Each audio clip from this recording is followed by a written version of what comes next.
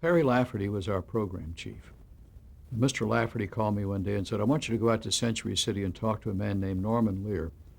He has a show called All in the Family, and go out and see what he needs in the way of physical requirements. This is when I was, I guess, salesman for the facility. So I went out. Mr. Lear was very nice, but he said, you're wasting your time. CBS is never going to put this thing on the air.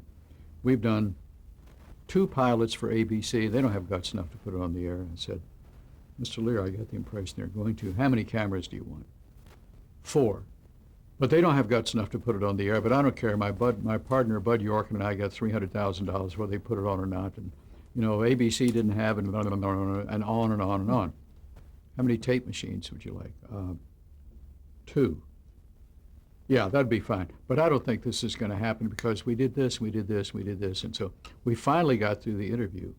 And I said, he said, have you seen either of the pilots? And I said, yes, I've seen one of them. He says, well, what did you think? I said, well, it's very interesting, but the question in my mind is, what is it you're trying to prove? He says, I'm trying to prove we're all full of crap. And I said, well, that's very eloquent, but what does that mean? He says, well, none of us see our own faults. We see them in other people, and this is an effort to bring out the faults in such a way that you will see them and laugh at them, but secretly you'll say, do I do that too? And if so, maybe it'll make things better.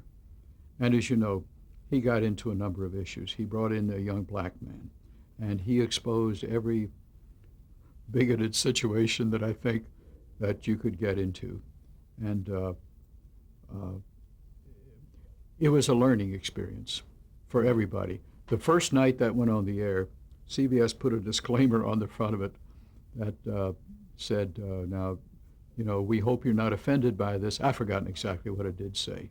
But it's in the intent to, just what he said, to show you the faults in other people. After about 2 weeks, they dropped it. They didn't need it anymore because everybody understood what it was all about. Mm-hmm. And Mr. Lear has since taken on, a group of other causes, and he's still quite active. Did you have much to do with any of the famous cast, Carol? Jim? Oh, yes. Yeah. Oh, yes. And talk about those people who created a whole world for us. Right. Jean Stapleton was a sweetheart, and she sort of kept the train on the tracks. She was sanity. She was a lovely person. And I recall one thing in specific. We had a lighting director's strike, and we had tried to negotiate it. We couldn't quite get there. And we knew there was going to be a strike. They were going to go out on Sunday. So we set the show up on Saturday and had it lit.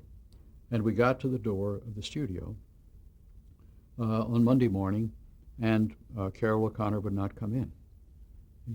He said in the vernacular of Archie Bunker, not Carol O'Connor, he says, I ain't going to work on no stage where the light's been hung by no scabs. And I said, Mr. O'Connor, they were not hung by scabs. They were hung by your crew. It's very safe. We've checked. There's a safety chain on each light. Nothing's going to fall in. Yeah, but I ain't going to work on no stage been done by no scabs. I said, we're the scabs. We're the management people. You know us all. We're not going to do anything to harm you. And it's a very popular show. You're not that far ahead. We need the taping. Couldn't talk him into it. And the labor relations attorney was not there and couldn't talk him into it. Now, Jean Stapleton came up in the background and was listening to this. And she came up and said, if we don't do a show, and this goes on for 6 weeks, we're not going to get a vacation this year.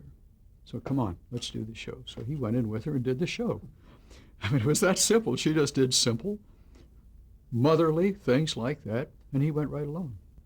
Rob Reiner was the young man on the show, and I see Rob Reiner now, and I saw him then, and he sort of played meathead. He was supposed to be not very smart, but he was very much a today person, and it's interesting to see how he developed. Of course, he had a pretty good teacher in his father, Rob, and who'd grown up with television as well in New York and here. Carl Reiner, beg your pardon, right. Who's Rob Reiner? I don't know. Him, right. Okay, Carl. So, but it's interesting to see that he's gotten involved in social justice causes as well. And it was an interesting group to work with. And as I said, even when they were yelling at each other, they had a young black man on the show, Lionel, who was also a writer. He was one of the writers. And they managed to do the things they wanted to do, which I think were very beneficial for the civilization and for the country. And they showed a part of things that needed to be shown. And I think that brought us a long way along the road to social justice. And I think what we need right now is some way to treat poverty the same way, to bring people up out of poverty the way those shows brought people along the road to social justice.